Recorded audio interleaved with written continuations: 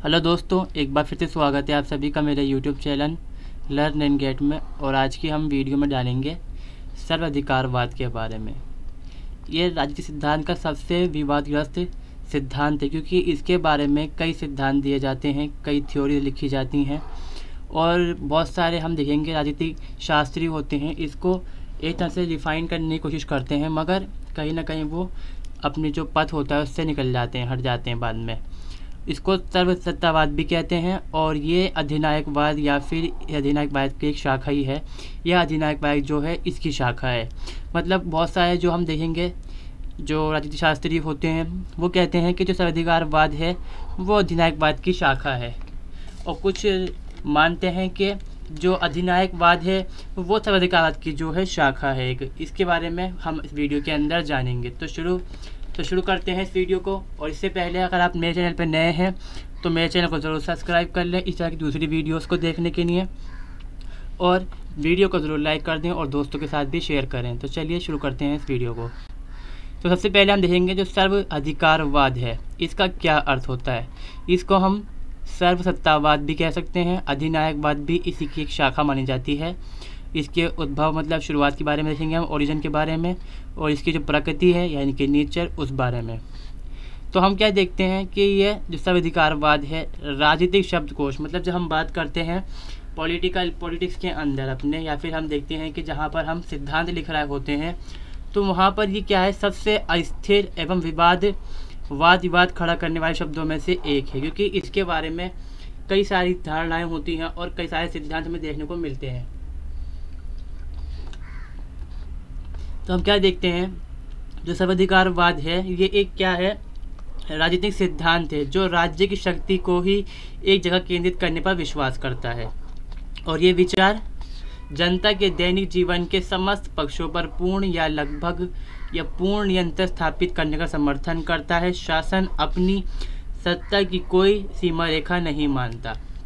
तो हम क्या देखते हैं, जो सर्वाधिकारवाद होता है ये एक सिद्धांत है, राजनीतिक सिद्धांत जो ये मानता है कि जो राज्य की शक्ति है, संपूर्ण शक्ति जो है, जिसको हम बोलेंगे संप्रभुता जो है राज्य की, वो किसी एक जगह केंद्रित होनी चाहिए, चाहे वो व्यक्ति हो, चाहे वो कोई समूह हो या कोई पार्टी हो, मगर होनी जगह एक जगह चाहिए। मतलब केंद्रीय शक्ति के बारे में बात करता है, शक्ति के केंद्रीकरण के बारे में ये मुद्दे पर बात करता है। और इसमें क्या होता है, जब शासन व्यवस्था होती है तो वो कहती है कि हमारी कोई सीमा नहीं है और हम किसी भी हद तक जा सकते हैं आपके ऊपर नियंत्रण करने के लिए और राज्य को चलाने के लिए।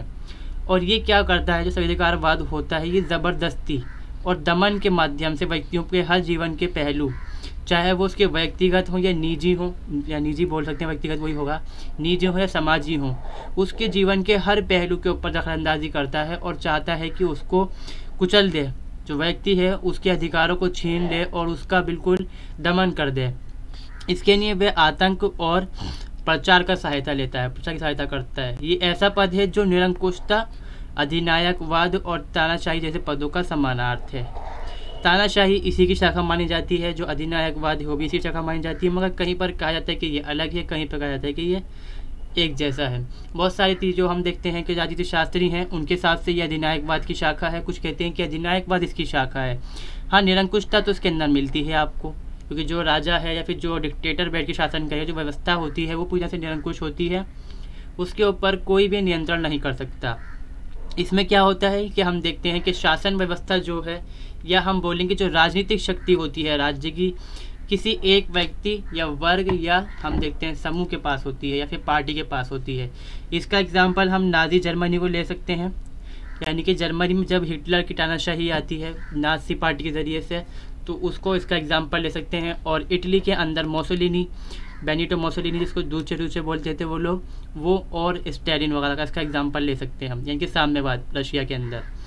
अब ये क्या है, तानाशाही या शक्तिशाली समूह की इच्छाओं एवं संकल्प पर आधारित होती। मतलब कोई एक व्यक्ति है या कोई एक पार्टी है, उसकी विचारधारा है और उसकी इच्छा है कि वो चाहती है देश इस प्रकार से चले, यह पूरी तरह से हमारे नियंत्रण के अंदर रहे, और हम चाहते हैं कि देश को एक विश्व शक्ति बनाए। जैसे जर्मनी के अंदर हिटलर का मानना था कि मुझे बदला लेना है फर्स्ट वर्ल्ड वॉर का, मतलब जो पहला विश्व युद्ध होता है उसका बदला लेना है, और दुनिया के अंदर एक विश्व शक्ति बन के मुझे उभरना है।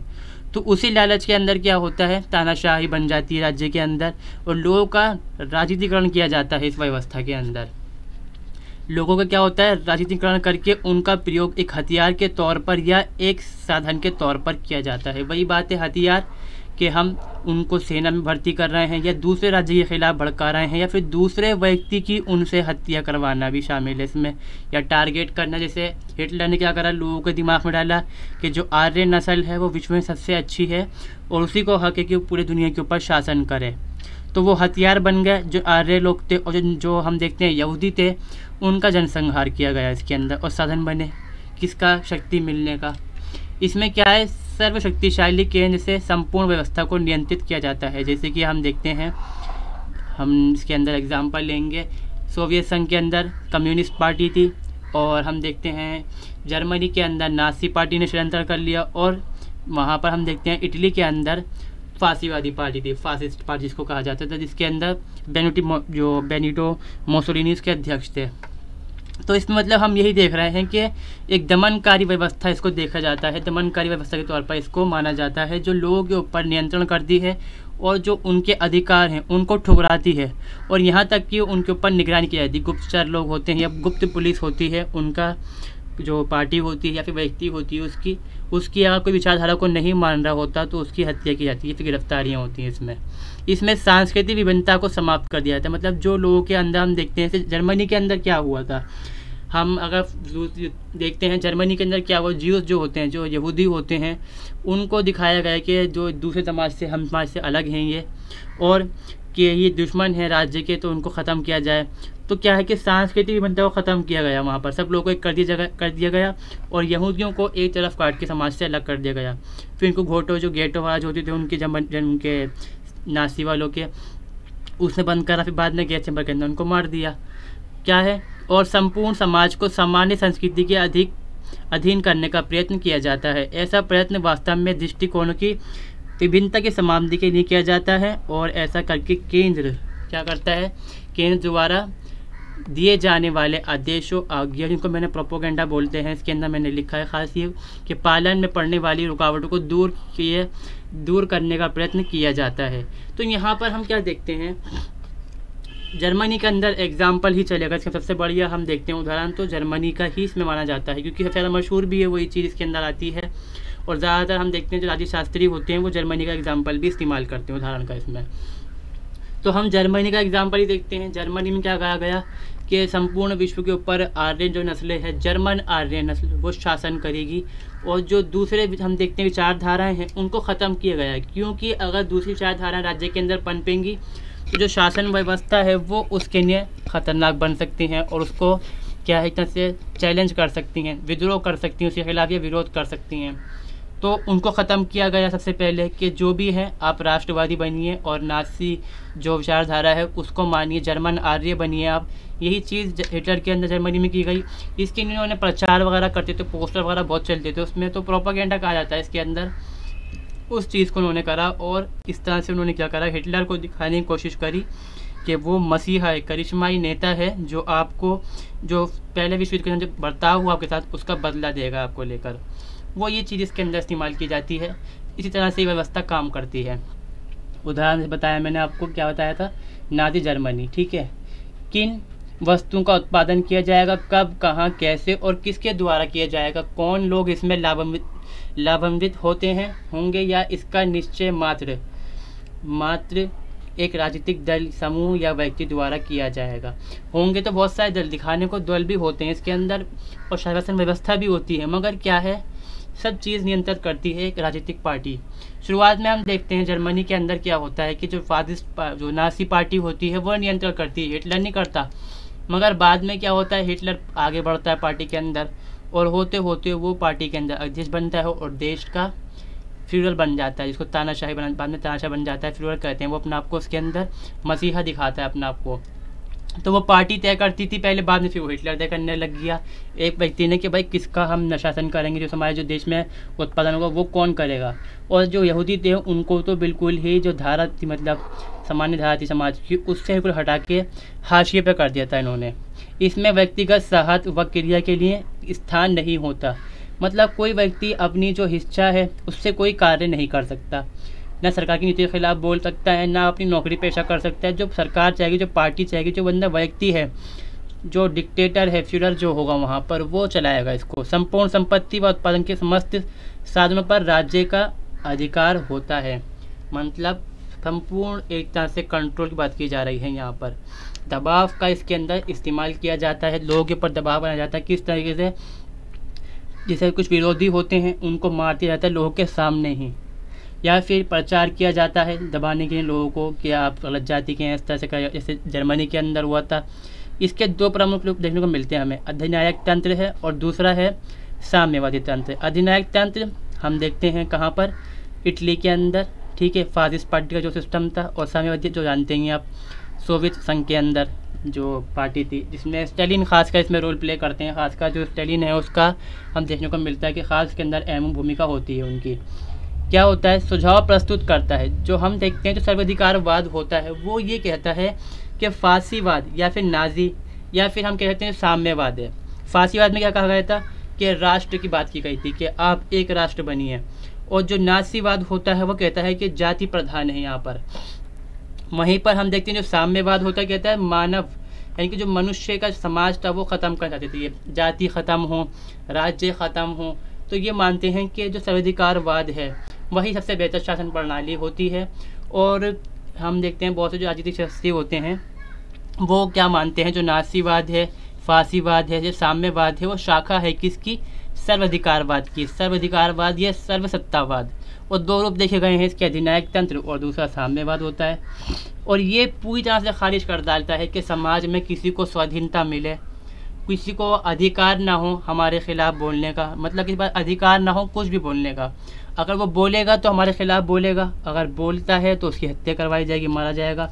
और एक बोलेगा तो 10 लोग खड़े होकर और बोलने शुरू हो जाएंगे।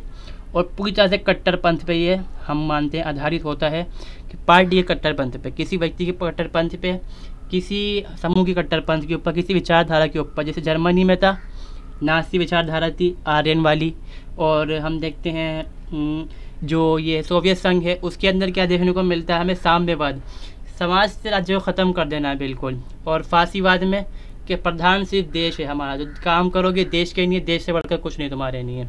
जो चाइना के अंदर कुछ टाइम पहले हुआ करता था और आज भी कुछ तक है वहाँ पर ऐसा।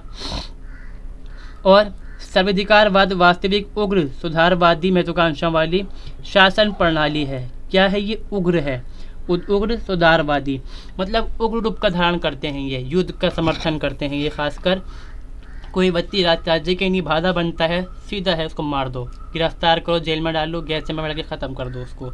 मगर ये क्या है, एक शासन प्रणाली है। फिर भी इसका मुख्य उद्देश्य क्या देखने को मिलता है, कानूनी सख्ती।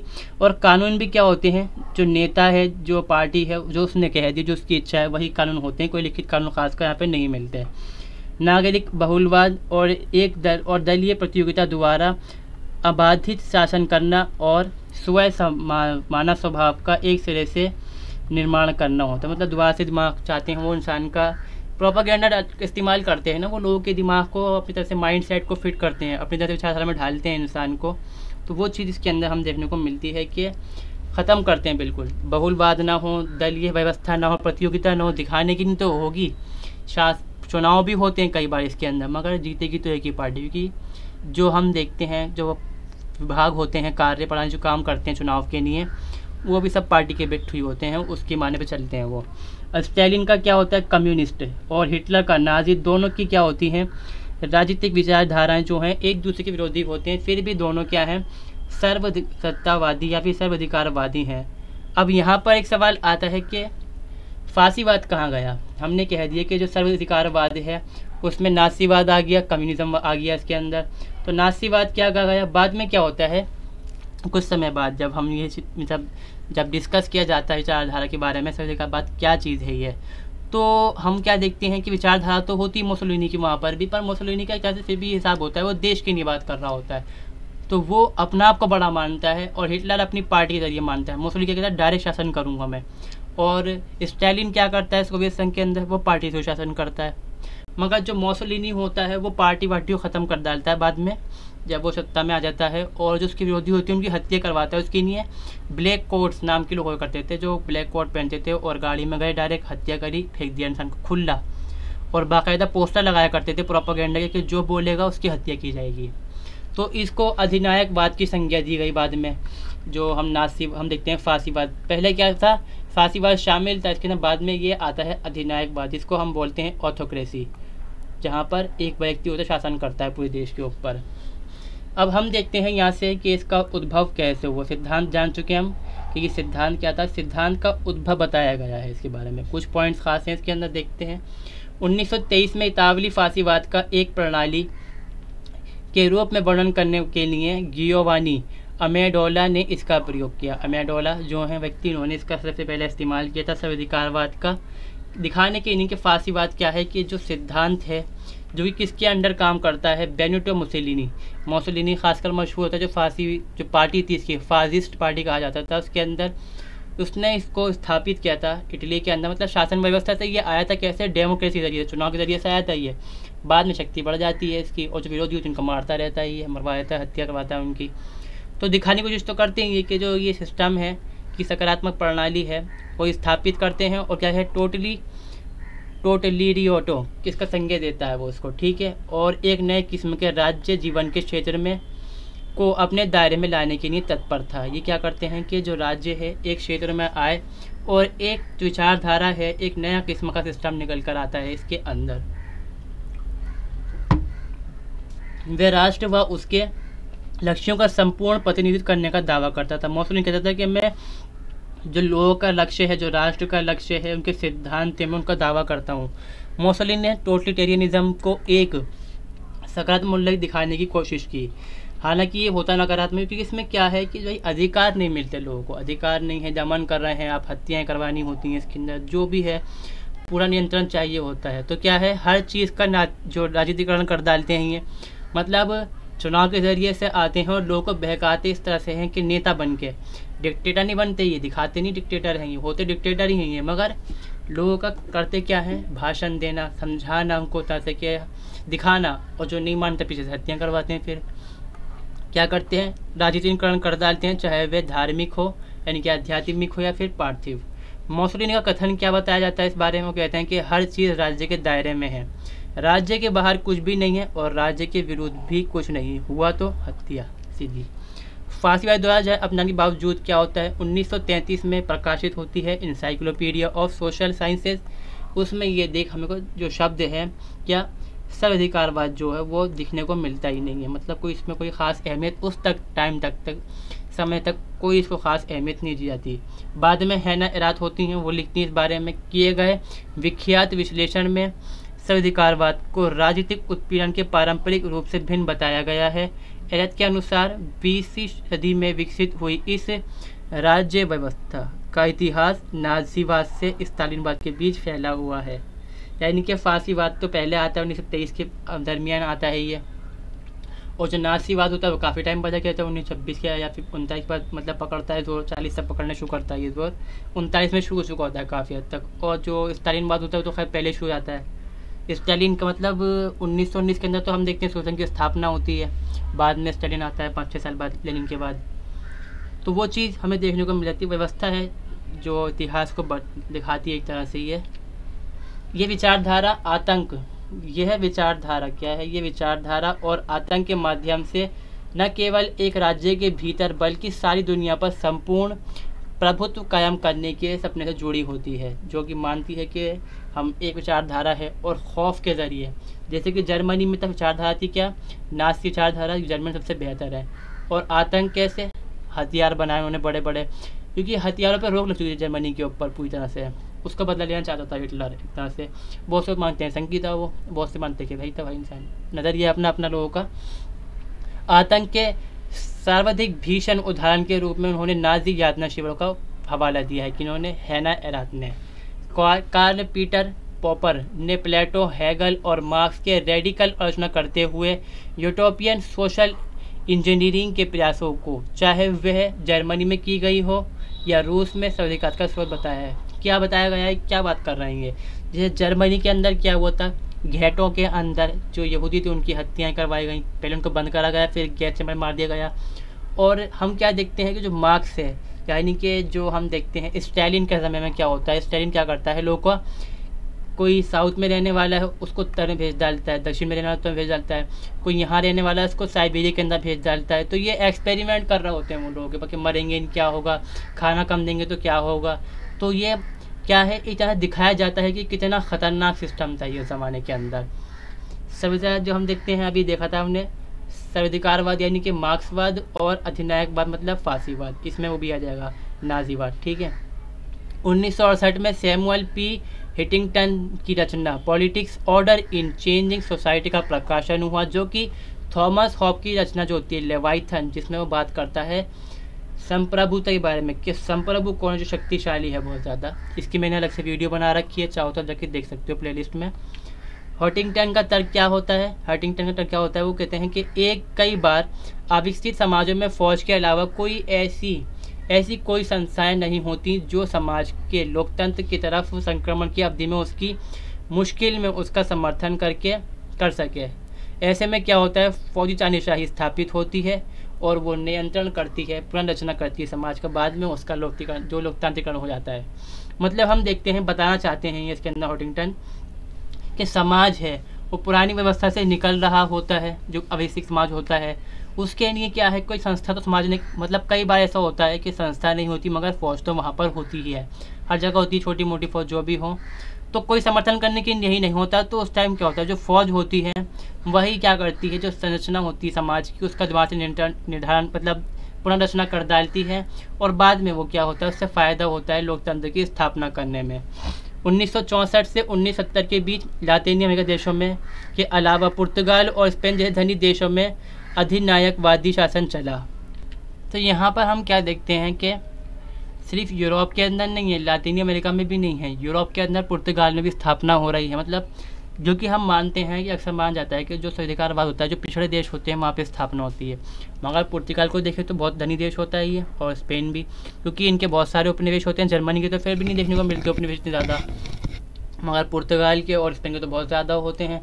और मैक्सिको के अंदर क्या देखने को मिलता है कि लोकतंत्र की अवधारणा के नीचे दरअसल तानाशाही है, और आज भी यहाँ पर सिस्टम ऐसा ही है लोग मैक्सिको के अंदर, क्योंकि क्या है, यहाँ पर एक पार्टी है वो शासन करती है। लोकतांत्रिक व्यवस्था की स्थापना की गई है मैक्सिको के अंदर, हालांकि दिखाने के लिए, सिर्फ दिखाने के लिए है, क्योंकि पार्टी ही हर साल जीतती है, पार्टी के अंदर चुनाव हो जाते हैं, चाइना के अंदर है, मगर वो लोकतांत्रिक व्यवस्था मानी जाती है। फिर भी अफ्रीका में देखने को मिलता है तानाशाही बहुत जगह है, क्योंकि वो जो सर्वाधिकारवाद है उसका एक तरह से एग्जाम्पल देखने को मिल जाता है हमें। कई जगहों पे ऐसा है कि जो इस्लाम है उसके अकॉर्डिंग करना चाहते हैं वो लोग, तो वो जो हम देखते हैं जो राजनीति शास्त्री होते हैं वो उसको मतलब धरते पर लेके आ जाते हैं इस चीज़ के अंदर। और कई जगहों पे ऐसा होता है कि जो विचारधाराएं होती हैं जाति के ऊपर होता है अफ्रीका के अंदर ये चीज़। खैर आगे देखते हैं हम। अमेरिकी राजनीतिक शास्त्री जीन किर्कपैट्रिक के अनुसार सर्वाधिकारवाद केवल मार्क्सवादी लेनिन हुकूमतें हैं, यानी कि ये नाजीवाद को भी नहीं मानते ना फासीवाद को मानते। इसके अंदर अधिनायकवादी शासन दमनकारी तो होता है, पर इसमें पूंजीवादी लोकतंत्र को सुधारने की गुंजाइश होती है। ये पूंजीवादी व्यवस्था तो हम सुधार सकते हैं इसके अंदर, इनका मानना होता है इससे। इसकी आलोचना में कहा गया है कि सर्वाधिकारवाद राज्य गिरफ्तारी, यातना और हत्या पर निर्भर रहता है, तो अधिनायक राज्य इसी तरह के काम निजी क्षेत्र के जरिए करवाता है। यानी कि जर्मनी का एग्जाम्पल लेते हैं और हम देखते हैं इसका एग्जाम्पल सोवियत संघ का। तो हिटलर भी गिरफ्तारी करवाता है, हिटलर की जो नाज़ी पार्टी होती है गिरफ्तारी करवाती है लोगों की, और यातनाएं, हत्याएं वगैरह सब होती हैं वहाँ पर, मतलब सरकार करवा रही होती है, राज्य करवा रहा होता है यहाँ पर। और हम देखते हैं कहाँ पर, इटली में अधिनायकवाद में। तो इसके लिए क्या है कि सरकारी पार्टी नहीं है ना, पुलिस काम करेगी यहाँ पर। इसके लिए जो हम देखते हैं मोसोलिनी थी, उसकी अलग ही लोग थे, ब्लैक कोट्स नाम के लोग बोला जाता था उनको, काली वर्दी वाले लोग। तो वो प्राइवेट लोग थे, उसी के अपने, मतलब सरकारी नहीं थे, वो उसके अपने थे, तो वो करते थे ये काम। तो दो तरह से ये काम कर सकता है इसके अंदर। 1930 दशक में क्या देखते हैं, सर्वाधिकार के रूप में जर्मनी, इटली और सेवक संघ के बीच की तंत्रों के बीच क्या होता है, तुलनाएं आम बात बन गई, क्योंकि सर्वाधिकारवाद क्या चीज़ है इसको लेकर डिस्कशन शुरू हो चुका होता है कि भाई आखिर ये चीज़ जो है क्या आखिर, क्योंकि बात कर रहे हैं हम उद्भव की, यहाँ पर सिद्धांत देख चुके हैं हम। फिर क्या होता है 1939 में एक बार नाजी सोवियत अनुबंध पर हस्ताक्षर हो जाते हैं।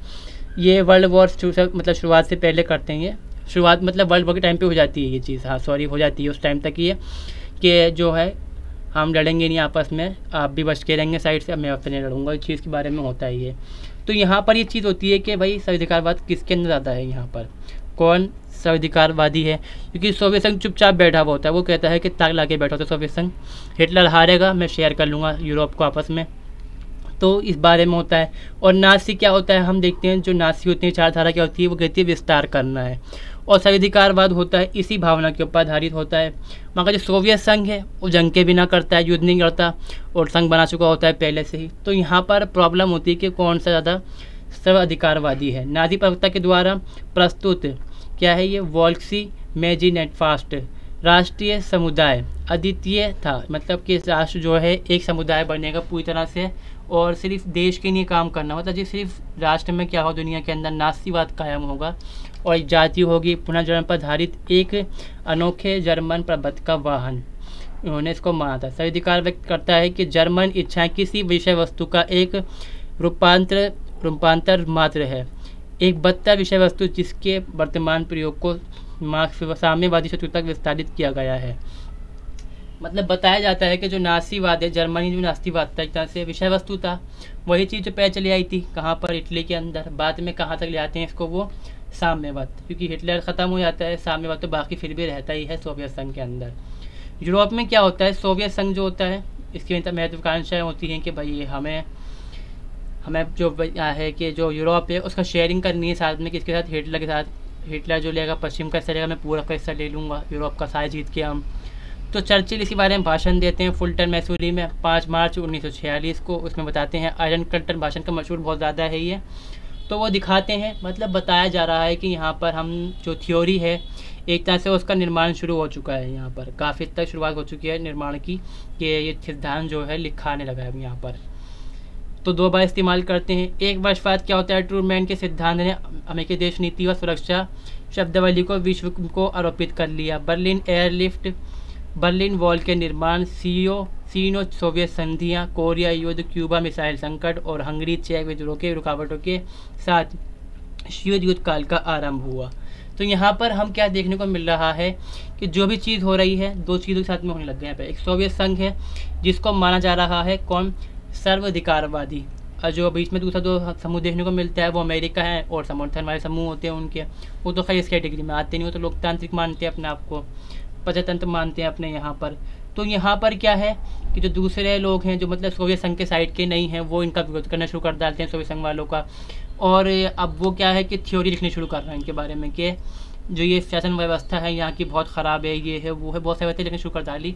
तो ये क्या है कि निर्माण हो रहा है सर्वाधिकार की, जो हम देखते हैं विचारधारा सिद्धांत का लिखा जा रहा है, इसको समझाया जा रहा है। कुछ टीकाकारों ने आशावाद के साथ इसका नरम पड़ने और अंत की घोषणा की, आशावाद आएगा और ये ख़त्म हो जाएगा, जबकि दूसरों ने सर्वाधिकारवादी शत्रु के साथ मिलकर कार्य करने पर सोचा है, मतलब जो दुश्मन है इसके, क्योंकि हम देखते हैं कि सोवियत संघ है, लड़ाई तो लड़ा होता है ये, मगर बीच में सेकेंड वर्ल्ड वॉर के टाइम में ये साथ देता है अमेरिका वगैरह का, तो ये इसको बुरा मानते हैं।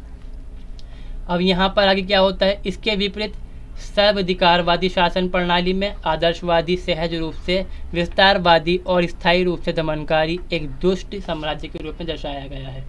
बताया जाता है कि जो सर्वाधिकारवादी व्यवस्था है शासनवादी, आदर्शवादी है, आदर्शवादी चलो मान लो सही है, फिर भी उन्होंने कहा कि आदर्शवादी है, मगर विस्तारवादी है जिसमें वो युद्ध का सहारा लेता है और जो राजनीतिकरण करता है लोगों का और दमन करता है लोगों का और दुष्ट व्यवस्था स्थापित करना चाहता है ये। और कोई देश इनसे संबंध स्थापित करता है तो उसको मूर्ख माना जाता है इस बारे में। और आगे क्या बताया जाता है, the power of the powerless, जिनके पास पावर नहीं उनकी शक्ति में। वोल्वेन हॉवेल ने पोस्ट टोटोरियन शासन पद्धतियों का सुझाव दिया है, जिसमें बल द्वारा शासन के क्रूर तंत्र को कायम रखना, किंतु अपनी जनता और उनकी अधिक आस्था द्वारा उत्साहित नहीं कर सके। मतलब ये बताते हैं कि पोस्ट टोटोरियन जो भी सिस्टम है ये, इसमें क्या होता है कि शासन प्रणाली है जिसको ये लाना चाहते हैं सर्वाधिकारवाद के अंदर। तो इसमें क्या कहते हैं कि लोगों पर शासन तो दमन के तरीके से उन्होंने कर लिया, लोगों ने ताकत के बल पर शासन कर लिया उनके ऊपर, मगर जो जनता की आकांक्षा है उनको वो स्थापित मतलब मान समझ नहीं पा रहा है और उनको उत्साहित नहीं कर पा रहा है अपने काम से।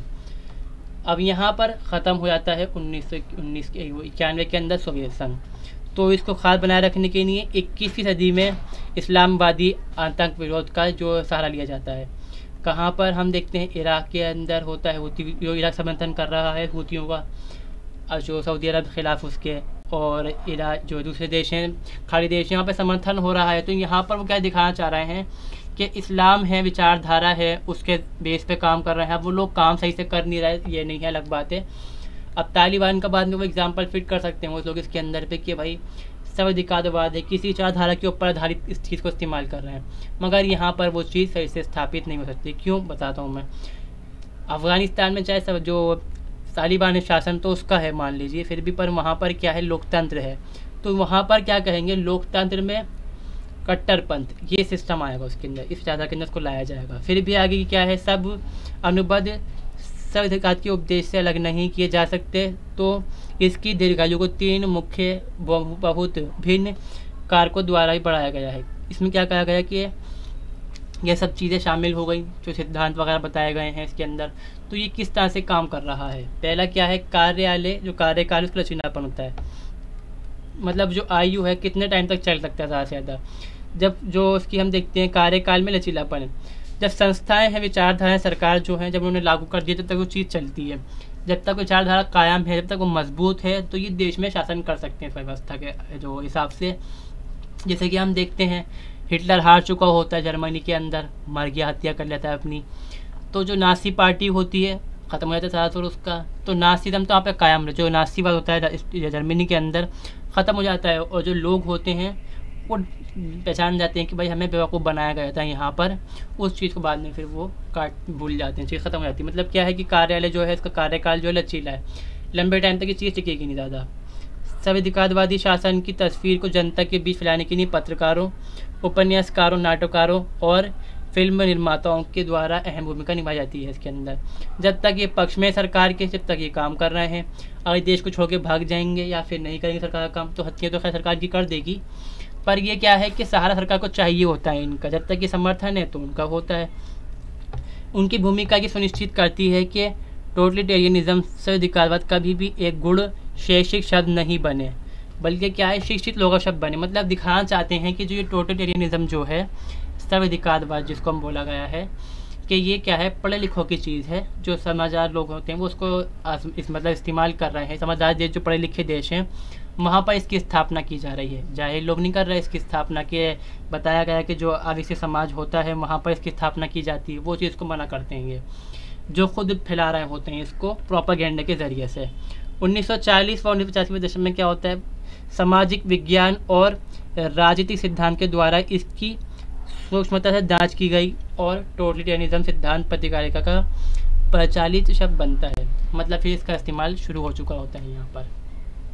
कम्युनिस्टिक कन्वेंशन का इसके द्वारा भयावह वर्णन करने के साथ अर्थर कोएस्टलर की डार्क एट नून 1941 इसकी पहली साहित्यिक उत्कृष्टि कृति थी। मतलब पहले जो कम्युनिस्ट होते हैं वो उसकी विरोध कर डालते हैं, क्योंकि वो दिखाना चाहते हैं कि हम उनसे अलग हैं, किनसे, सर्व अधिकारवादियों से, वो चीज़ दिखा रहे होते हैं। बाद में ऐसी कृति लिख डालते हैं जो बताई गई है इसके अंदर। अब बहुत सी पुस्तकें बाद में और लिखी जाती हैं और बताती हैं इसके बारे में कि ये क्या है, एक अनैतिक तंत्र है और लापरवाही सिस्टम है। यहाँ पर लापरवाही है वो इस्तेमाल होती है, मतलब लापरवाही की जाती है इसके अंदर, बहुत ज़्यादा कठोर तस्वीर को प्रस्तुत करती हैं कि बहुत ही बेकार सिस्टम है ये, जहाँ पे इसको लाया जाता है कि सरकार दमन कर रही होती है अपने ही लोगों का और मरवा रही होती है उनको। ये केवल पाखंडपूर्ण मार्क्सवाद नहीं था, जिसकी जैसे कि हर्बर्ट मार्क्यूली, जिन्होंने एक व्यवस्थित रूप से अल्पबुद्धि, एक आयामी एवं सर्वाधिकारवादी संस्कृति के लिए आधुनिक बहुलवाद व्यवस्था का संकेत किया था। ये संकेत करते हैं कि बहुलवादी शासन व्यवस्था का इस्तेमाल किया जाए सर्व अधिकारवाद को स्थापना करने के लिए। और जो फ्रेडरिक हेरिक होते हैं वो कहते हैं उदारवादियों ने भी सर्वाधिकारवाद की बढ़ने की प्रवृत्ति के बारे में 1948 में उन्हें आगाह किया था। मतलब बताते हैं फ्रेडरिक हेरिक कि आगे चल के ये बढ़ेगी और क्या होगा। इसमें क्या चीज़ देखने को मिलती हैं, देश के लिए जो हम देखते हैं जो योजनाएं होती हैं उनका तो नियंत्रण मतलब निर्माण किया जाएगा, और क्या है, हस्तक्षेप के साथ अंधभक्ति के बारे में सचेत किया था कि दास्ता के मार्ग पर चलने जा रहे थे। मतलब वो कह रहे हैं कि अब लोगों के साथ क्या हो रही है, जो लोग हैं समझ नहीं रहा है बात को, जो कहा मान लिया उस चीज़ को, क्योंकि विश्व युद्ध चल रहा होता है, उस टाइम भी ख़त्म भी हो चुका होता है, और जो सोवियत संघ है उसकी स्थापना हो चुकी होती पहले से ही, और वो उस टाइम भी कायम होता है, मतलब मौजूद होता है यूरोप के अंदर भी और एशिया में भी। तो ये बताते हैं कि इसमें अंधभक्ति होती है, क्योंकि हम देखते हैं सोवियत संघ के अंदर कोई बोल सकता नहीं था सरकार के खिलाफ, सरकार ने कहा मान लो उसको। खैर जो राष्ट्र के जो निर्माण है उसकी लिए जो योजनाएं तो बन रही थी, सब कुछ काम हो रहा था यहाँ पर। अब आगे हम क्या देखते हैं, जो संविधिकारवाद है इसकी जो राज्य की प्रमुख विशेषताएं क्या हैं, जहाँ पर यह व्यवस्था स्थापित होगी वहाँ की विशेषताएं क्या रहेंगी। ये अपनी परिणति में उदारवादी लोकतंत्र विश्वासों के शत्रु के तौर पर सर्वाधिकारवाद मूल प्रवृत्तियों व भावनाओं को महिमंडल करता है। मतलब ये कहता है कि जो लोकतांत्रिक व्यवस्था होती है पहले तो इसका विरोधी मानते हैं, बाद में कहते हैं कि जो मूल प्रवृत्तियाँ क्या हैं समाज की, कि जो राष्ट्र है उसकी स्थापना हो जाए, लोगों को शांति वांति मिल जाए, बस ये चीज़ चाहिए। मगर ये जो उदार सिस्टम जो विचारधारा होती है कि आज़ादी, उसको नहीं मानते फिलहाल, फिर भी है। ठीक है, ये बौद्धिक विरोधी है। क्या है, ये बौद्धिक विरोधी है और मूल प्रवृत्तियों और आकांक्षाओं को बढ़ावा देता है और इसके अनुसार मानव कार्यों के नियामक हैं। ये कहता है कि जो बौद्धिक विरोधी, मतलब जो आप अपने दिमाग से अंदाज़ा लगा रहे हैं, चीज़ों को सोच रहे हैं, उन चीज़ों को ना करो, जो बताया गया है ना आपको बस उसको मान लो, बढ़ावा दो राज्य को, अपने सिर्फ देश के लिए काम करो। और ये क्या है कि लोकतंत्र और समाजवाद के विरुद्ध क्या है, प्रक्रिया है, ये संसदीय व्यवस्थाओं को की अवमानना करता है और एक मूर्ख, भ्रष्ट और मंद गति से क्या इसकी निंदा करता है। क्योंकि इसमें क्या होता है कि जो काम हो रहा होता है, कार्य होता है, वो बहुत सुस्ती से हो रहा होता है। संसदीय व्यवस्थाओं के अंदर पहले बैठक होगी, फिर कुछ और काम हो सकता है यहाँ पर, तो इसका विरोध करता है, मजाक बनाता है इसका। लोकतंत्र को ये घसड़ियल क्या है, सड़ियल संस्था मानता है। सांसदों को ये एक बकबक करने वाली दुकान कहता है और आवश्यकता पड़ने पर कुछ भी कर पाने में सक्षम नहीं है। आपातकाल में ये पूर्ण लाचार नजर आते हैं, क्योंकि टाइम लेते हैं काम करने में ये इसलिए इसका मजाक बनाता है। और यही विशेषता है इसकी कि ये फैसला तुरंत ले पाता है। जो संविधिकारवाद होता है, क्योंकि एक पार्टी होती है, एक व्यक्ति या समूह होगा, जो फैसला लेना होगा वो कल गुजारेंगे उसको साथ में, जल्दी में सुनेंगे नहीं किसी की भी वो। अब ये क्या है, ये लोकतंत्र की विविधता और बहुलता का मजाक उड़ाता है और राज्य को एक तानाशाह शासक और एक राजनीतिक दल के हाथों में रखने की कोशिश करता है। ये समर्थन करता है कि जो राज्य है किसी एक व्यवस्था या पार्टी या व्यक्ति के हाथ में रहे। ये समानता के सिद्धांत की बजाय पदानुक्रम के सिद्धांत को अपनाकर राजनीति में अभिजात्य वर्ग को बढ़ावा देता है। मतलब ये कहता है कि समाज के अंदर हर व्यक्ति बराबर नहीं है, कोई अच्छा है, कोई आगे है, मतलब कोई अपनी से हम कहेंगे किसी ख़ास फील्ड के अंदर माहिर है तो उसको अच्छा पद मिलना चाहिए। तो इस तरह से क्या होता है, जो अमीर है उसको ही समर्थन कर डालते हैं, डायरेक्ट नहीं परोक्ष कर डालते हैं, मतलब अप्रत्यक्ष समर्थन कर डालते हैं ये व्यक्ति का, किसी का भी, या किसी समाज का, किसी जाति का। इस तरह से जैसे जर्मनी के अंदर हुआ था कि हिटलर जो कहा उनने कि जो आर्यन हैं वो बेहतर हैं, तो वो सबसे पर बैठ गए जाके, और जो दूसरे लोग थे उनकी हत्याएँ करवाई, जिप्सियों की, यहूदियों की उनने। और क्या बताया गया है कि जो सर्वाधिकारवादी राज्य स्वतंत्रता का विरोधी है, ये स्वतंत्रता का विरोध करता है और व्यक्ति स्वतंत्र की भावना को अतीत का अंधश्रद्धा कहकर उसका मजाक उड़ाता है कि अतीत की बात है, जब आज़ादी हुआ करती थी, क्या चीज़ है आज़ादी, मजाक बनाते हैं। इसे बोलने जो व्यक्ति है उसके बोलने, सोचने, लिखने की स्वतंत्रता का दावा नहीं कर सकता। व्यक्ति क्या है, दावा नहीं कर सकता कि मुझे आज़ादी है कि मैं बोल सकूं, अपनी इच्छा के अनुसार सोच सकूं, लिख सकूं। संघ यानी कि जो पार्टी है या फिर ग्रुप बनाना, जो ऑर्गेनाइजेशन होती है, उसकी छूट नहीं होती इसमें। अब इसमें आगे क्या बताया गया है कि ये राज्य में पत्रकारिता, पुस्तक प्रकाशन, रेडियो, टेलीविज़न, रंगमंच और जो कला होती है, मतलब जो हम गाने नाचने होते हैं, पेंटिंग वगैरह बनती हैं, पोस्टर छपते हैं, उस पर ये सेंसर करता है, सेंसर लगा होता है इसमें, हमेशा ही सेंसर लगाया जाता है इसके अंदर।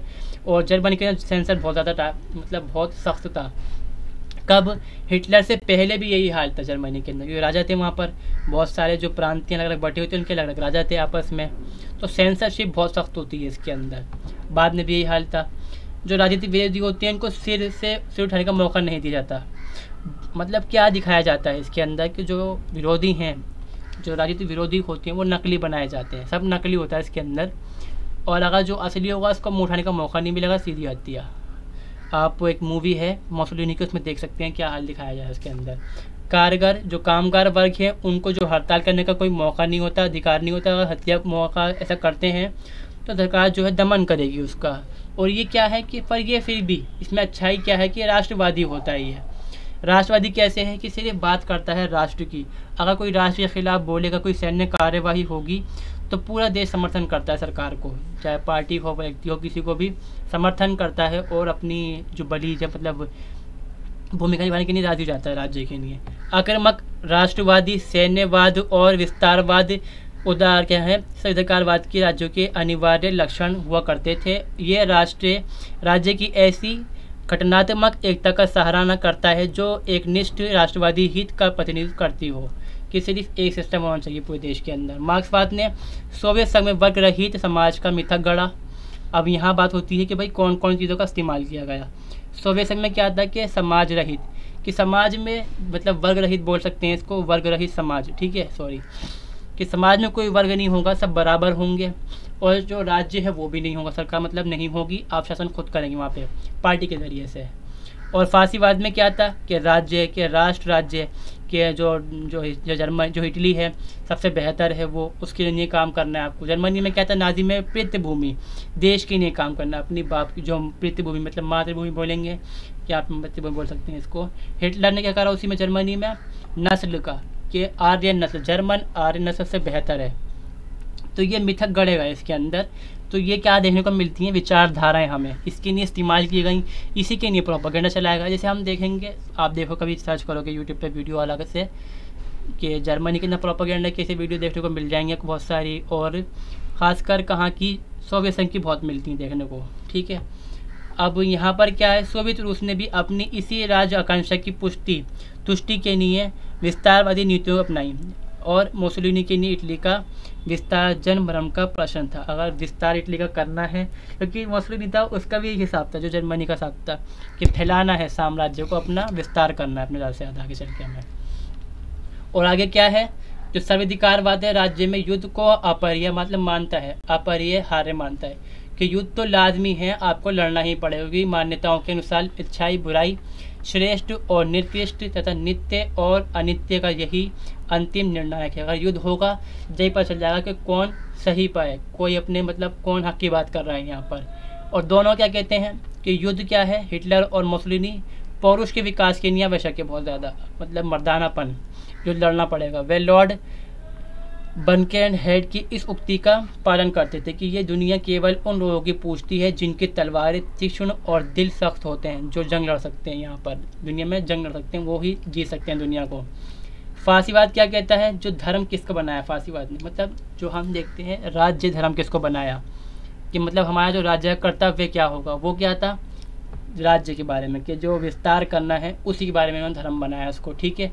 और नास्तिवादी जो कहते हैं वो कहते हैं इसी मत को बढ़ाते हैं आगे। उन्होंने कहा कि जो शासक है उसको बताया गया है कि ईश्वर का प्रतिनिधि है। क्या दिखाया जाता है कि शक्ति जो हिटलर है एक करिश्माई, हम देखते हैं उसके अंदर कि करिश्माई शख्सियत है और बड़ा दूत है, रहनुमा है, हमारी जो बुराइयां हैं, जो हमारे ऊपर जुल्म किया गया है उससे में दिलाएगा आज़ादी।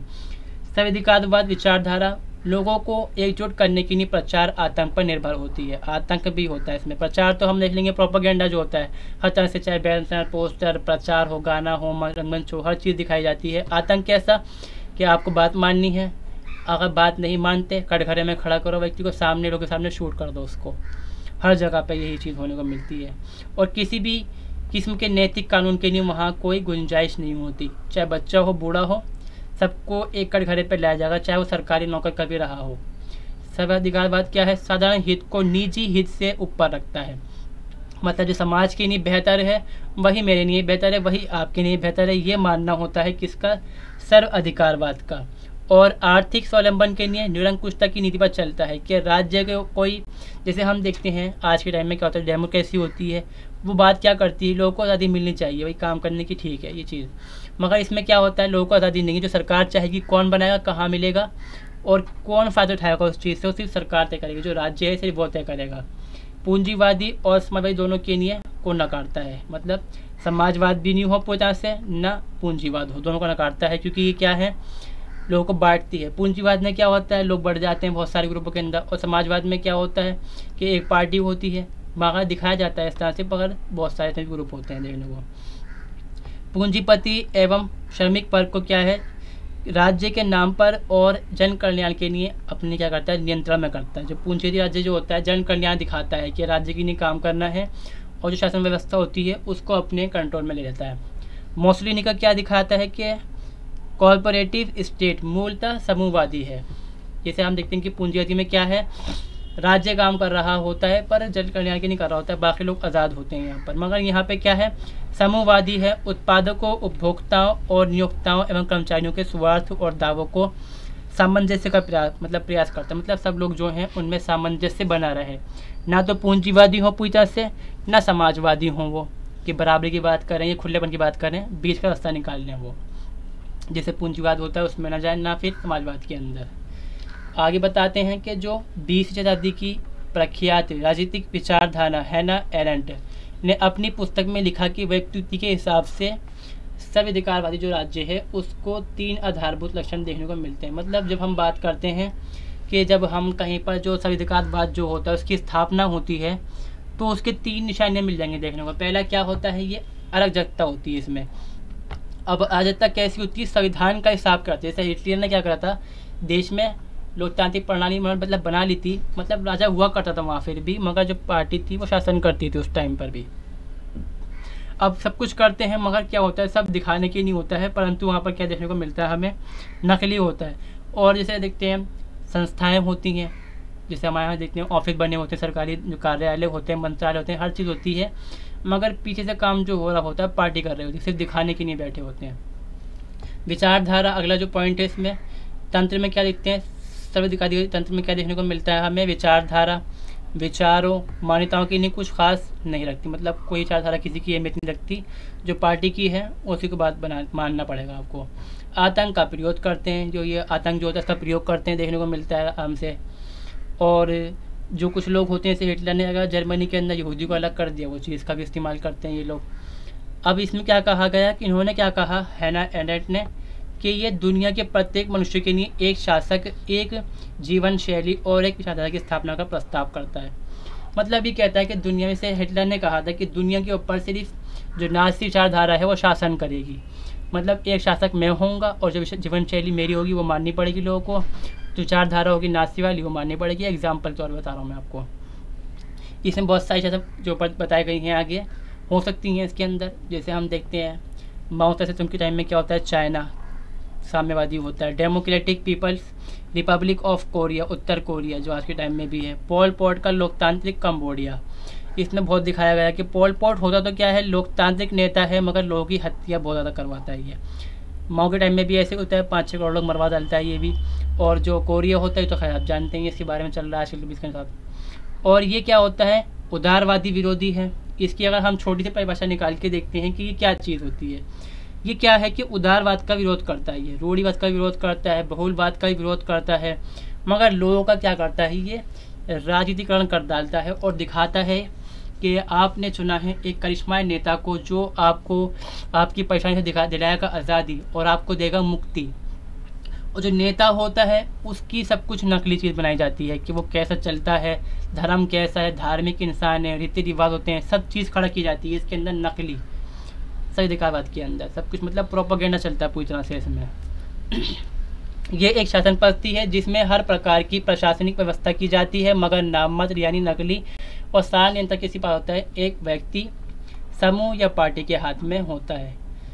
सर्वाधिकारवाद के अंदर क्या देखते हैं, लोग अपराध करते हैं और उन्हें उनके जो बच्चे होते हैं वहाँ तक जो दंड होता है मिलता है। उदाहरण क्या है, नॉर्थ कोरिया, जैसे आप जानते हो बाप के बाद बेटे को फिर पोतों को सबको मिलता है इसके अंदर। चाहे 24 हम देखते हैं आगे जो एग्जाम्पल बताया जाता है इसके अंदर और बताया गया है आगे, मतलब हम बात करते हैं इस बारे में कि दावा तो करता है कि जो पूरी दुनिया है हम कर रहे हैं प्रतिनिधित्व, दुनिया के अंदर जितनी मानव जाति है उसका प्रतिनिधित्व करते हैं, मगर फिर भी देखने को मिलता है कुछ एग्जाम्पल हमें उदाहरण देखने को मिलते हैं, बहुत सारे मिलेंगे, ऐसे नहीं कम नहीं बहुत मिलेंगे। कि जैसे हम देखते हैं हिटलर ने क्या करा, जो विचारधारा है नाजियों की उसको नहीं माना, हत्या करवाओ, सीधा साहब काम हुआ। चाइना के अंदर हुआ, माओ ने भी यही काम करवाया। और सोवियत संघ के अंदर जो स्टालिन था उसने भी यही करवाया। जो उनके विचारधारा के हिसाब के लोग नहीं थे उनको साइड में करा और मरवा दिया।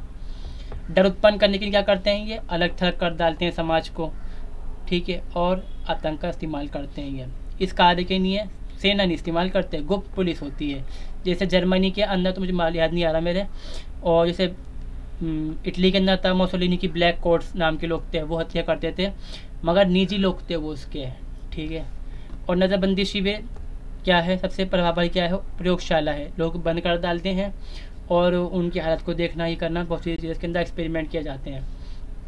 इसमें क्या किया गया कि हत्याएं जो हैं कुचला गया लोगों को। जर्मनी का एग्जाम्पल है, यहूदी मुख्य शत्रु थे इनके, और 60 लाख से अधिक की हत्या कर दी गई, किंतु अन्य शत्रु भी थे जैसे जिप्सी और स्लैब।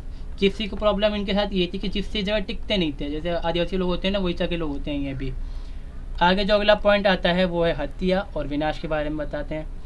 उसमें मतलब छोटा सा एग्जाम्पल है कि सोवियत संघ के अंदर कोसाक में 1920 और कुलक मुख्यतः 1932 और 30 के बीच जो हुआ था। क्रोमिक टाटर्स 1943, चेचेन और इंशुंग दोनों 1948। मतलब बताता हूँ मैं आपको क्या हुआ इसमें। स्टालिन का टाइम आ चुका है यहाँ पर। अब 1920 में तो देखते हैं हम लेनिन होता है इस टाइम भी, और 1932-30 में क्या होता है कि लोगों के बीच स्टालिन जानबूझ के मरवाता है लोगों को, और करीबन स्टालिन ने 4 करोड़ लोग मरवाए थे। 4 करोड़ लोग डायरेक्ट सीधे तौर पर मरवाए, 4 करोड़ लोग स्टालिन ने। और इसके अलावा क्या है, ग्रेट पर्स के अंदर हत्याएं होती हैं, काफ़ी हत्याएं दिखाई गई हैं इसमें भी। और यूक्रेन में 60 लाख लोग मरवाते हैं। और ये जो अकाल होता है ये स्टालिन जानबूझ के करवाता है, मतलब खाने की कमी नहीं होती, फौजी जो होते हैं खाना छीन के ले जाते हैं इसके अंदर। ये एक एग्जाम्पल है सर्व अधिकारवाद के अंदर की शासन व्यवस्था कितनी सख्त हो जाती है यहाँ पर। पोल पॉट है, ये क्या करता है, जाति की आधारित होता है इसका सिस्टम, और जो दूसरी जाति के लोग होते हैं उनकी हत्या करवाता है बड़े पैमाने के ऊपर, कई लाख लोग मरवाता है ये भी। और माओ के टाइम में क्या होता है, 7 करोड़ लोग के करीबन मर जाते हैं, उसके अंदर 7 या 5 करोड़ का बताया जाता है। 7 लाख 7 करोड़ के वजह से मतलब 5 करोड़ के मतलब बताया गया होता है एग्जाम्पल, मगर इसमें कम बताया जा रहा है फिलहाल। मगर जो किताब के अंदर मैंने पढ़ा है वो बता रहा हूँ मैं आपको। मगर सबसे ज़्यादा जो हत्याएँ दुनिया के अंदर आज तक किसी ने करवाई हैं शासन के लिए, वो माओ थे, मतलब चाइना का कम्युनिस्ट पार्टी का जो अध्यक्ष होता है ये, तो ये खुद बताते हैं। मतलब इनने अभी तो फिलहाल बताया, इनने 2 साल के अंदर इसने इतने लोग मरवा दिए, 7 लाख लोग मरवा दिए इसने 2 साल के अंदर। और काफ़ी टाइम तक इसने शासन करा, तो उसमें बताए जाते हैं मतलब शुरुआत से लेकर आखिर तक इसने 5 करोड़ लोग मरवाए थे। अब यहाँ पर जो होगा वो होगा सर्व अधिकारवाद का सामंजस्य। मतलब कुछ लोग तो बोलेंगे कि ये चीज़ सही है, कुछ लोग बोलेंगे गलत है। ज़्यादातर इसके अंदर वो लोग शामिल जो कहते हैं कि ये चीज़ क्या है, अच्छी चीज़ है। क्योंकि क्या से बात हैं, पहला एग्जाम्पल डैनियल बैन ने क्या कहा कि ये काफ़ी तक क्या है, सत्यता की खोज करने वाला सिस्टम था ये। इसके अतिरिक्त क्या बोलते हैं, जो हम दूसरे देखते हैं हम राजनीतिक दार्शनिक जो होते हैं उनसे भी, मतलब जो पॉलिटिकल थ्योरीज वगैरह जो होते हैं, ये फिलोसोफर जो होंगे, उनके अलावा देखते हैं हम जो सामाजिक वैज्ञानिक होते हैं, वो कहते हैं कि अनुशासन के उद्देश्य होते एक आदर्श प्रकार के एक तरफा प्रतिरूप के ऊपर देखते हैं इसको। वो कहते हैं कि एक तरफ चलाया गया था, मतलब एक व्यक्ति या फिर एक पार्टी सरकार नियंत्रण करती थी समाज को सही तरह चलाने के लिए, इसके अंदर विस्तार करने के लिए, मगर ये कभी तो उग्र थी कभी कम उग्र थी। मगर उन्होंने क्या कहा कि जो सर्वाधिकारवाद है उसकी सीमाएं थी। मगर यहाँ पर हम क्या देखते हैं, पहले हम पढ़ चुके हैं, देख चुके हैं वीडियो के अंदर कि इसमें क्या था, कोई सीमाएं नहीं थी इसके अंदर। तो ये मतलब इसकी तारीफ़ कर रहे हैं, उसमें तो हम जानते हैं कि असलियत क्या है इसकी, मगर यहाँ पर ये लोग बता रहे हैं कि बढ़िया है फिर भी है। इससे स्वेतान टोडेरोव ने एवं पन्ने एने एप्पलबॉम दर्शाते हैं कि एकजुटता के सभी अवशेषों को मिटाने की जानबूझ तय की गई स्थिति में भी सामान्य नैतिक सद्गुण कार्य कर रहे थे। उन्होंने कहा कि भाई ये सिस्टम बनाया गया, लाया गया था, मगर ऐसा नहीं था कि बिल्कुल ही जो इंसानियत थी ख़त्म हो गई थी। इंसानियत लोगों के अंदर थी, मतलब लोग सही से काम कर रहे थे फिर भी, मतलब कुछ कहीं ना कहीं कोई समूह था, कोई व्यक्ति था जो समाज के लिए दूसरे लोगों के लिए काम करते थे। इसमें बताते हैं कि हमेशा ऐसे लोग उपस्थित थे और हमेशा आज भी होते ही हैं, चाहे हालात कितने भी ख़राब हों। प्रतिष्ठा बनाए रखा उन्होंने, लोगों की परवाह करते हैं और बुद्धि का अपनी इस्तेमाल करते हुए उन्होंने कार्य करे बहुत सारे। माइकल मेजर अपनी बुक में लिखते हैं द वेनिश सिटी 1955 के अंदर। कहाँ की बारे में बता रहे हैं ये, बाद में जो नाज़ी वगैरह तो ख़त्म हो चुके हैं, ये बताते हैं इसका सोवियत संघ के बारे में कि मृत्यु शिविर और गुलगास वहीं पर मिलते हैं, आपको सोवियत संघ के अंदर मिलेगा ये। बचने वालों ने विशिष्ट रूप से एक भिन्न संदेश व्यक्त किया है, न केवल व्यक्तिगत जीवन बल्कि स्वयं मानवता के सिद्धांत का पूर्णतः विनाश करने के लिए प्रतिबद्ध दया रहित प्रशासन के द्वारा कुचले गए सहवासियों ने सहयोग व समझौते के सिर झुकाने वाले के लिए निरामश्य सत्यान को भुगता। मतलब गलती करी नहीं, फिर भी उन्होंने समझौता करा उस चीज़ के हिसाब से और अपनी ज़िंदगी फिर भी गुजारी उन्होंने यहाँ पर। और जो दूसरे लोग थे उनकी सहायता भी करते रहे ये लोग आपस में। जो दोषी है दूसरा दोषी की सहायता कर रही है, चाहे नहीं है जो राज्य हो तो मान रहा है इसको। सर्वाधिकार के विचार के प्रति निरंतर परिवर्तन और सक्रियता की केंद्रीयता घटनाक्रम के पारंपरिक शैक्षिक लेखकों से अविभाज्य है। इनमें दूसरी जो आती हैं वो हैं हैबम मोबेद। इन्होंने बुक लिखी थी the structure and practice of national socialism 1942 के अंदर में। फ्रांस न्यूमन के तीसरे जर्मन राज्य को मूवमेंट स्टेट कहने और स्कट फ्रांकेल ने इसे दोहरे राष्ट्र के रूप में वर्णन करने के लिए प्रेरित किया। इसमें कानूनी प्रशासनिक प्रणाली के सामान्य कार्यों को नियंत्रण पार्टी प्रोग्रेटिव के द्वारा दुर्बल किया जा रहा था। मतलब यहाँ पर देखते हैं जर्मनी के अंदर बताया था मैंने आपको, बहुत सारे स्टेट हुआ करते थे और वो कई बार बढ़ भी जाया करते थे अपने अपने मुद्दों के ऊपर लेकर। तो उन्होंने बताया कि जर्मनी के अंदर जो सिस्टम चला था सोशलिज्म को लेकर भी कुछ टाइम बाद 42 के अंदर जो उसके टाइम में ही तो कुछ स्टेट्स ने करा था ऐसे कोशिश की हम हट जाएं जर्मनी से अलग होते हैं। उस बारे में बताते हैं कि ये दूसरा स्टेट था, मूवमेंट स्टेट था चेंजेस करने का, मगर जो पार्टी है वो तो बदलती फिर भी इसको। प्रोग्रेटिव फ्रांसेल द्वारा बिना विराम के अवस्था वाली उत्तेजनापूर्ण नाजी पहलों के द्वारा मचाए गए उथल पुथल के लिए दिया गया शब्द है। ये क्या है प्रोग्रेटिव, क्या है प्रोग्रेटिव मतलब जहाँ पर जो नाजी हैं उन्होंने एक बार शुरुआत करी जनसंहार की, लोगों को कुचलने की, तो वो उसके लिए इस्तेमाल करते हैं क्योंकि उनकी या जो प्रक्रिया थी नॉन स्टॉप थी, लगातार चलती रही। सिगमंड न्यूनम ने नाजी फांसीवादी और साम्यवादी विचारों को अपने तुलनात्मक अध्ययन को permanent revolution the total state in a world at war 1942 में बताया उन्होंने। 1942 के अंदर वो इसका जिक्र करते हैं इसी बारे में कि कितनी बुरी तरह से लोगों को चल रहे हैं और इतना तूफान आया है जो रुकने का नाम ही नहीं ले रहा।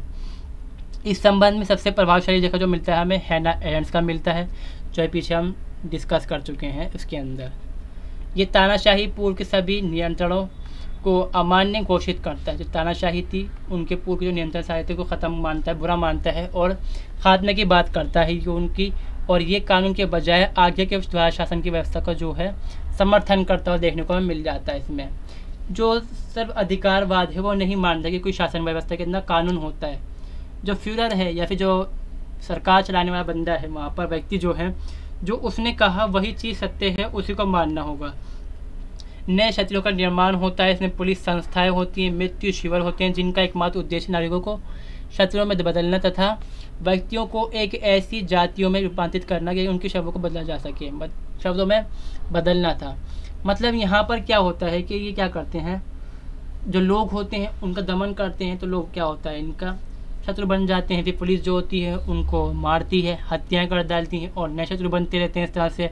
और इस तरह से क्या होता है कि जो पूरी जाति होती है उसको ये कह डालते हैं कि मतलब किसी कास्ट को बोल डालते हैं कि ये दुश्मन है हमारी और इसको ख़त्म करना पड़ेगा। वास्तव में क्या देखने को मिलता है हमें, सर्वाधिकारवाद जो है तंत्रों की विकृत विनाशकता एवं निरर्थकता है। मतलब ना रुकने वाली विनाशक है और निरर्थक है, मतलब थकती भी नहीं है ये चीज़, और उनके सभी मापदंडों पर हमला है जो मानवीय जीवन की कुछ स्थायित्व प्रदान करते हैं। मतलब जहाँ पर बात होती है कि इंसान का कुछ जीवन है, चलो स्टेबल हो गया, कंडीशन आई बुरी, गुजर गया, पास हो गया, उसमें से निकल के आ गया, मगर ये क्या है विरोध करते हैं, उस पर हमला करते हैं, रुकता ही नहीं है, काम चलता रहता है कुचलने का लोगों को। जेंटाइल पुष्टि करते हैं कि इसके वैचारिक शास्त्रागार में ये सबसे ख़तरनाक और मारक हथियार है। जिसमें हम देखते हैं सर्वाधिकारवाद के अंदर किस जो मतलब शासन व्यवस्था के अंदर जो सर्व अधिकारवाद है सबसे ख़तरनाक चीज़ है ये। अमेरिका फ्रांस में पाए जाने वाले धार्मिक धर्मों के समान जो राज्य धर्म जो है वो अलग होता है, मगर यहाँ पे क्या आता है जर्मनी के अंदर जो राज्य धर्म है वो जो धर्म है लोगों का वो भी एक ही है। किसकी पूजा करनी, हिटलर की पूजा नहीं करनी, मतलब उसकी बातों को मानना। और यहाँ पे क्या देखते हैं हम, जो अमेरिका वगैरह होता है इसमें चर्च हैं वो अलग है और जो राष्ट्र है वो अलग अलग है, उनके अपने अपने काम होते हैं। बस ये वीडियो लास्ट चल रही है, हम कंप्लीट करने वाले हैं इसको। अब इसमें क्या है, इसकी आलोचना क्या की गई, बहुत सारे लोगों ने इसकी आलोचना की है। पहला क्या है, सर्वाधिकारवाद कोई क्रमबद्ध मत नहीं है। प्रोफेसर हेसोल्ड सास्की, ये लॉस्की नहीं है, अलग है। हेसोल्ड सास्की ने क्या कहा कि ये ख़राब तरीके से बीने गए डिब्बे हैं, रद्दी के डिब्बे हैं और इससे कुछ अधिक नहीं, जिसमें काफ़ी वैधयपूर्ण दर्शनों के साथ सही प्रकार के अवशेष रखे हैं। जो सिस्टम चला रहा था पहला बेकार और नई चीज़ें डाल के उन्होंने ठीक करने की कोशिश करी है, मगर ये सब क्या है, सब बेकार हैं। ये विरोधाभासी विचारों का एक अवसरवादी घालमेल है एवं घोषणाओं एवं उनके अमल के माध्यम का विशाल बिखराव है। क्योंकि ये क्या करते हैं, घोषणाएं करते रहते हैं, मानते नहीं हैं लोग, और जो विरोधाभासी विचार जो होते हैं उनका मौका मिलने पर दोबारा से विरोध कर डालते हैं, ये को चल डालते हैं उनका, तो इस तरह से विरोध किया जाता है इसका। अगला जो है वो है सर्व अधिकारवाद के उदारवादी आलोचकों का तर्क दिया कि ये तर्क दिया कि ये व्यक्तिगत स्वतंत्रता और स्वच्छता का विध्वंस के, मतलब जो व्यक्ति की आज़ादी है, निजी आज़ादी, जो मेरी अपनी आज़ादी है, इंडिविजुअल बेसिस इंडिपेंडेंट है, इंडिपेंडेंस है, फ्रीडम है, उस पर ही क्या करता है, घातक हमला करता है और उसको पूरी तरह से डिस्ट्रॉय कर डालता है। क्योंकि ये व्यक्ति को राज्य के सर्वोच्च अधिकार के अधीन रखता है। ये कहता है कि जो व्यक्ति है जो राज्य के अंदर ही आएगा और उसको राज्य की इसी सेवा करनी है और राज्य उसको कुछ देता है नहीं देता, वो राज्य की मर्जी होती है अपनी।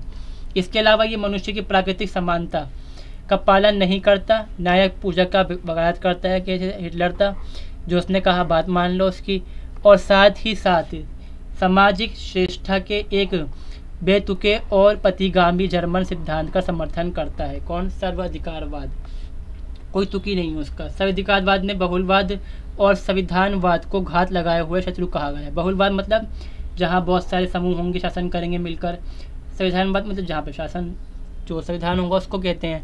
तो ये कहता है कि घात लगाए शत्रु है जो मौका देखते ही हमला करता है एकदम से, जहाँ हम कहीं से लुढ़ के हल्का सा पटरी पे सोच रहे हैं और ये हमला करता है और हमें फेंकने की कोशिश करने पाया जाता है डायरेक्ट। एक कल राजनीतिक दल को एक अधिकार को स्थापित करते हुए एवं राजसत्ता के सर्व अधिकारवाद लिए मुक्त एवं खुली प्रतिस्पर्धा को समाप्त करते हुए इसके द्वारा राजसत्ता के एक अधिकार व समाज के सैनिकरण के मार्ग का प्रशस्त कर दिया गया है।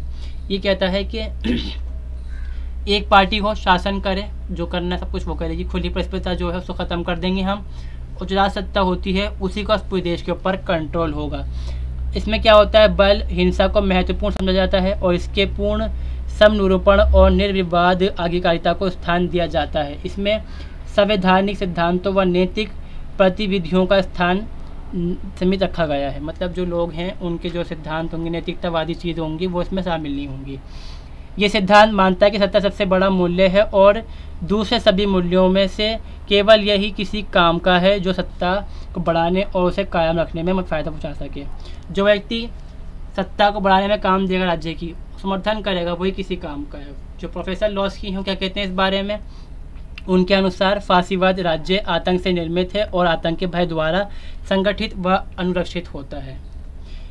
यहाँ पर क्या कहते हैं, फिर आगे क्या आता है, चौथा पॉइंट जो है, आक्रामक साम्राज्यवाद का प्रतिपादन किया जाता है। मतलब राज्य में दोबारा से पुनर्शस्त्रीकरण, ये कहाँ पर होता है, जर्मनी के अंदर। फर्स्ट वर्ल्ड वॉर जर्मनी हार जाता है और सेना पे बैन लग जाता है, हिटलर दोबारा शुरू करता है इस चीज़ को, हथियार बनाना, और पुनः सैनिकरण करता है ये। और ये मानता है कि आपको युद्ध करना पड़ेगा देश के लिए और अपने युद्ध मानवता के लिए, बुराई को ख़त्म करने के लिए। इससे क्या होगा, आप एकजुट हो जाएंगे, ये इसका इस्तेमाल करते हैं। और ये सारी चीज़ों को नकारते हैं। जो अंतर्राष्ट्रीय कानून होते हैं, संस्थाएं होती हैं, उनकी इस बात को नकारते हैं कि जो राज्य है उस पर किसी जगह प्रतिबंध लगाना चाहिए, इस चीज़ को भी नकारते हैं ये। और अगला जो इसका है, जो आलोचना होती है वो इस पर आलोचना की जाती है इसकी कि ये क्या करते हैं, ये भी आलोचना करती हैं, कहते हैं ये पतित पूंजीवाद है, राष्ट्र की बर्बाद, मतलब राष्ट्र के नाम पर आपको भटकाया जाता है और आपका इस्तेमाल किया जाता है राजनीतिकरण करके। तो ये क्या है, अपने बुराई करते हैं इस तरह से, क्योंकि ये चाहते हैं कि विश्व के अंदर जो साम्यवाद है उसकी स्थापना हो, मगर जो सर्व अधिकारवाद है वो कहता है कि हमारी स्थापना हो। तो इनका कॉम्पिटिटर हो जाता है ये, इसका विरोध कर डालते हैं। बस ये चैप्टर यहाँ पर कंप्लीट हो गया है। काफ़ी जितना मैं समझा सकता था समझा दिया मैंने, कोशिश करी। अब मेरा भी मुँह दुख गया बोलते बोलते, गला सूख गया। तो ये वीडियो कंप्लीट होती है यहाँ पर और ये चैप्टर पूरा कंप्लीट होता है। और मिलते हैं अगली वीडियो के अंदर। इस वीडियो को देखने के लिए थैंक यू।